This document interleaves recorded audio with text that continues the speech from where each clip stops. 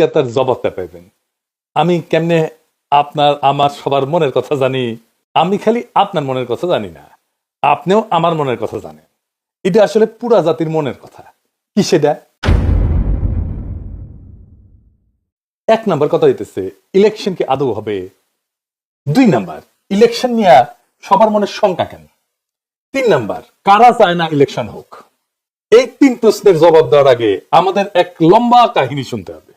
আশা করি শুনতে খারাপ লাগবে না, কারণ এই কাহিনীর মধ্যে আপনার অনেক প্রশ্নের জবাব আপনি পেয়ে যাবেন। প্রথমে শুরু করি এরশাদ বিরোধী আন্দোলন দিয়া। এরশাদের বিরুদ্ধে আওয়ামী লীগ আর বিএনপি 2 রাজনৈতিক দলের রাজনৈতিক লড়াইয়ের ফলে এরশাদের পতন হয়। মুজিবের বিরুদ্ধে কোনো শক্তিশালী রাজনৈতিক লড়াই রাজনৈতিক দলগুলো গড়ে তুলতে পারেনি। মুজিবের পতন হয় অপ্রচলিত এক শক্তির হাতে। আর ওই পলিটিক্যাল ভ্যাকুয়ামটা পূরণ করার জন্যই বিএনপির মতো একটা দলের জন্ম হয়। তখন এমন কোন রাজনৈতিক দল ছিল না যে ওই পলিটিক্যাল ভ্যাকুয়ামটা পূরণ করতে পারে। হাসিনাকেও কোনো রাজনৈতিক দল উৎখাত করতে পারেনি।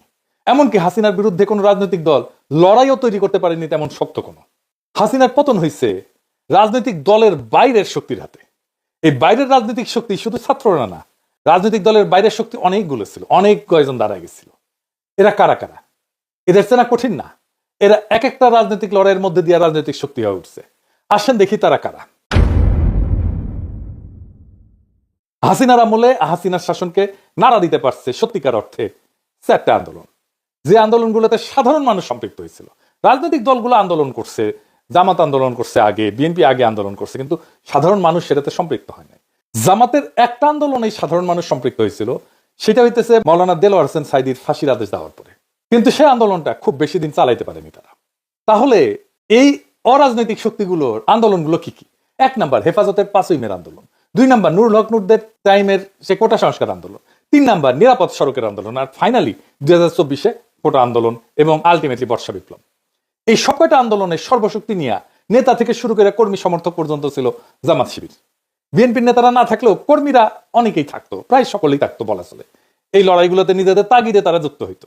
আর পাশাপাশি একটা ইন্ডিপেন্ডেন্ট সোশ্যাল মিডিয়া ফোর্স তৈরি হয়েছিল, যেটা এখনো এক্সিস্ট করে, এখনো আছে, জিন্দা আছে। এই যে লড়াইগুলোতে জামাতের অংশগ্রহণ, লড়াইগুলোর একটা গুণগত পরিবর্তন করে দিচ্ছিল। সেটা হইতেছে রাজনৈতিক লড়াই পরিচালিত হইতেছে ইসলামী রাজনৈতিক চিন্তায় ভর কইরা। বিএনপির কর্মীরা সংখ্যা বাড়াইছে, কিন্তু লড়াই কোনো কর্তৃত্ব বা বয়ান তৈরি করতে পারে নাই, নেতৃত্বও নিতে পারে নাই। রাজনৈতিক লড়াইয়ের ভাষাও পরিবর্তন হইতে থাকে। স্বাধীনতার বদলে আজাদি শুনি আমরা, বিপ্লব দীর্ঘজীবী হোক এর বদলে শুনি ইনকিলাব জিন্দাবাদ। এমনকি বামপন্থীরাও কারবালা বলে, আমি জাহিলিয়াত বলে। শোষক আর শোষিতের বদলে আমরা ব্যবহার করি জুলুম আর মজলুম। ন্যায়ের বদলে ব্যবহার করি ইনসাফ। গণভবন দখল করাকে বলি আমরা ফতে গণভবন। লড়াইয়ের ভাষা দিয়ে বুঝতে পারবেন কারা লড়াইয়ের মূল শক্তি। এই লড়াইয়ের মূল শক্তি ছিল বাংলাদেশের ইসলামপন্থী রাজনৈতিক শক্তি। বিপুল পরিমাণে মাদ্রাসার ছাত্র শহীদ হয়েছে। হাসিনার সবচেয়ে বড় ভুল হয়েছিল কি জানেন? নিরাপদ সড়ক আন্দোলনকে গুন্ডা দিয়া থামানো। ওই নিরাপদ সড়কের লড়াই যে স্কুল ছাত্ররা করছিল, তারাই 2024-এ বিশ্ববিদ্যালয়ের ছাত্র হয়। এরা আগের অভিজ্ঞতায় জানে কিভাবে হাসিনা দমায় দেয় আন্দোলনকে। তারাও আগের অভিজ্ঞতা কাজে লাগায়, জান লড়াইয়ে ফাইট দিল। সারা দেশের মানুষ পাশে দাঁড়াইলো। হাসিনা পলাইলো। বাঙ্গু এলিটেরা, সুশীলেরা দেখলো তার সাম্রাজ্য ঝরঝর করে ভেঙে পড়তেছে, ধ্বংস হয়ে যাইতেছে।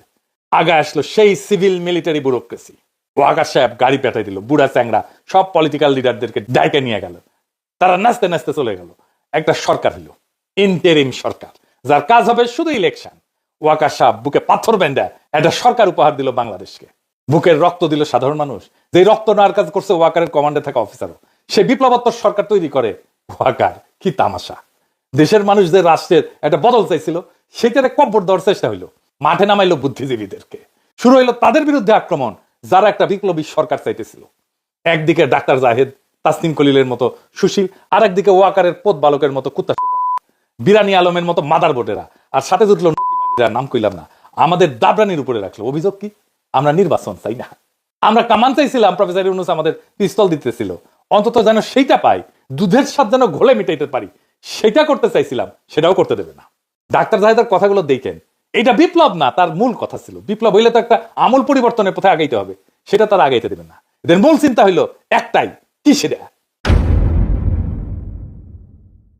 সে চিন্তা হইতেছে আপাতত তো ঠেকানো গেছে, ধ্বংস হওয়া এস্টাবলিশমেন্টটা যা এতদিন ধরে চলছে, শেষ রক্ষা হবে কি? এই লড়াইয়ের মধ্যে দিয়ে বাংলাদেশে ইসলামী একটা শক্তি উত্থিত হয়েছে, এইটারে কেমনে সামলানো যাবে? এরা যদি আবার ভাইঙ্গা ফেলে সবকিছু পুরানো কাঠামোকে, তখন শুরু হইলো সংস্কার নিয়ে টালবাহানা, সরকারের বৈধতা নিয়ে প্রশ্ন, 31 দফাই নাকি সংস্কার। এই 55 বছর ধরে চলে আসা লুটপাটের বন্দোবস্ত কিভাবে টিকায় রাখা যায় এই নিয়ে একটা ঐক্য হইল। কার কার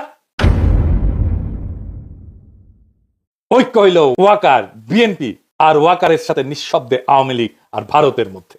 আওয়ামী লীগের সাথে বিএনপির ঘুটু আছে, এটা তো বানায় বলতেছি না। আপনার এলাকায় আওয়ামী লীগ কাজ শেল্টারে আছে, দেখেন এস আলমের ব্যবসা দেখে সালাউদ্দিন সাহেব, এস আলমের গাড়ি সরায় বহিষ্কৃত হয়েছিল যারা, তাদেরকে আবার ফিরায় নেওয়া হয়েছে। তাহলে সামে বহিষ্কার করছিল, এমনি এমনি মিশামিশি হুদাহুদি বহিষ্কার করছিল, দেখানোর জন্য বহিষ্কার করে। যতজনকে বহিষ্কার করছে সবাইকে ফিরে নিচ্ছে। আপনি হিসাব করে দেখেন, বিএনপি দেখায় বহিষ্কার করছে, তার কিছুদিন পরে সামে আসতে কইরা তাদেরকে ফিরায় নেয় দলে, সব কয়টারে ফিরাই নিছে। দেখেন ওদেরকে আবার ফিরে নিছে।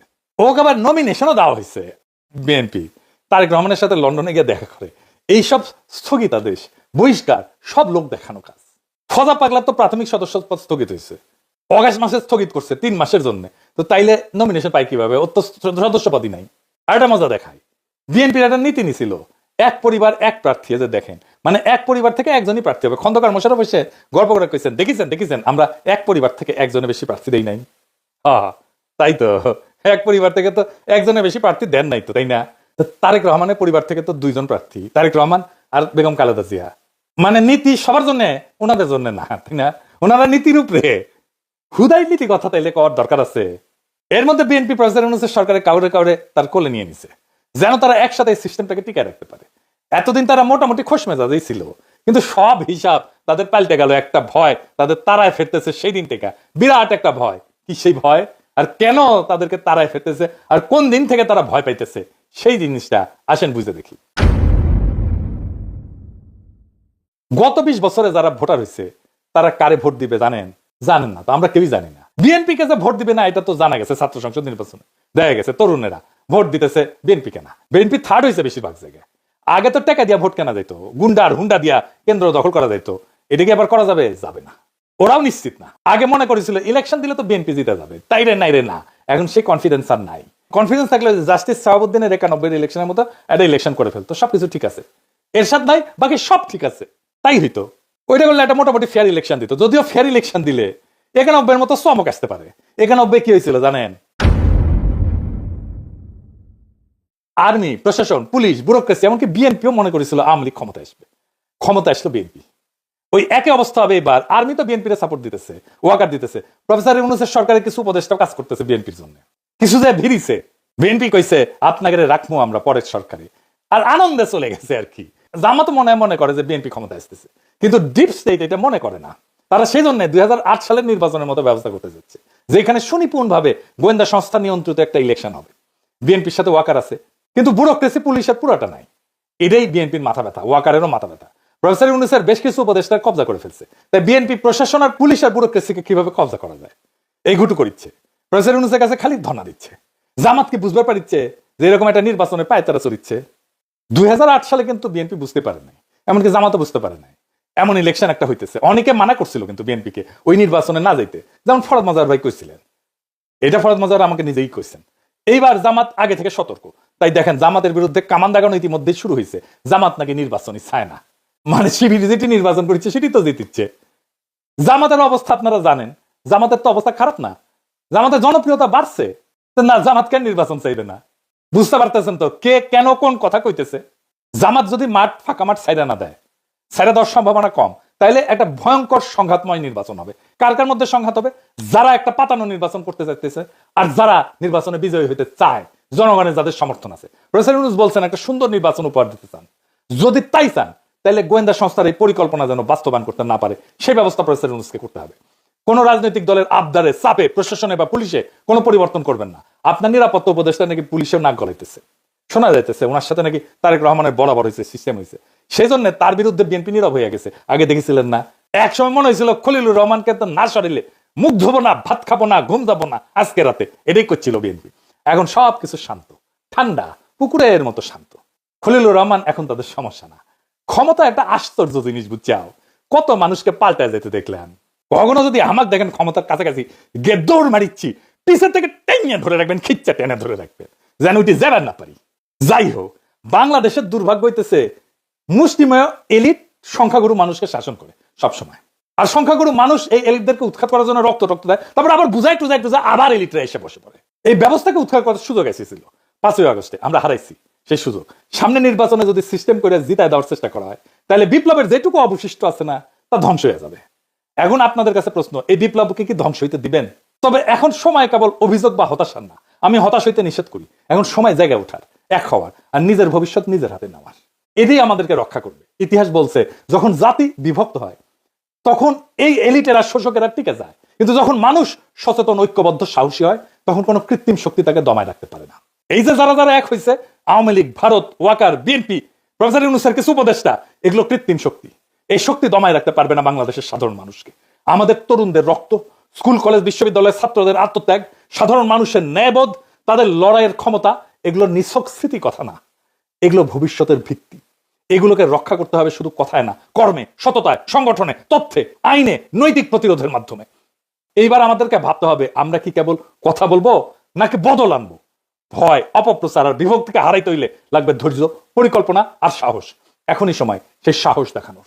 এই দেশটা আমাদের, এই দেশ এলিটদের না, এই দেশ সংখ্যাগরিষ্ঠ সাধারণ দরিদ্র মানুষের। এই ইতিহাসও আমাদের। যারা রক্ত দিচ্ছে তারা চায় আমরা যেন ভয় না পাই। অন্ধকার যত গভীরই হোক, ভোরের আলো আসবেই, যদি আমরা একসাথে থাকি এবং বিশ্বাস করি যে পরিবর্তন কেবল সম্ভব না, পরিবর্তন অপরিহার্য। সামনের ভোটের জন্য তৈরি হন। কাকে ভোট দেবেন সেটা নিয়ে আলাপ হবে, আলাপ করা যাবে, কিন্তু কাকে ভোট দেবেন না সেইটা এখনই ঠিক করে ফেলেন। কাকে ভোট দেবেন না সেটা আমার মুখ ফুটে বলে দেওয়ার দরকার নাই, আপনারা নিজেরাই জানেন। এটাই বিজয়ের প্রথম ধাপ। আমরা এই নির্বাচনে বেহাত বিপ্লবের পুনর্দখল করতে পারবো ইনশাল্লাহ, যদি আমরা এক থাকি, যদি আমাদের কৌশল ঠিক থাকে, যদি আমাদের সাহস, সততা এবং লক্ষ্য স্থির থাকে। ইনকিলাব জিন্দাবাদ।